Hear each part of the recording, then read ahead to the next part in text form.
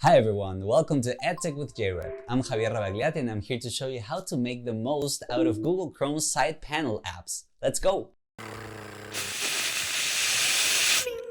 There is a feature in some Google Workspace apps that might make your life a bit easier. That is the Google Sidebar, which is this sidebar on the right-hand side. This only works in Gmail, Google Calendar, and Google Drive. What it does is show you a smaller version of some of Google's apps, such as Calendar, Google Keep, Google Tasks, and Google Contacts. If you click on any of the icons, you'll get that smaller version. For example, a day's view in Google Calendar, a reduced version of your Keep Notes, or your task list. Depending on which app you're using, you might get different options. For example, if I go to Google Calendar, I'll see the Google Maps icon. If I click on that, I get a miniaturized version of Google Maps to, for example, look at the location of a specific event. If you want to explore more options, you can click on the plus sign, and that will open a window for a Google Workspace Marketplace. However, these options are not only for sidebar apps, but add-ons for your whole Google Workspace account. Still, you can browse this catalog and see what can be added to your Google Sidebar. I hope you found this helpful.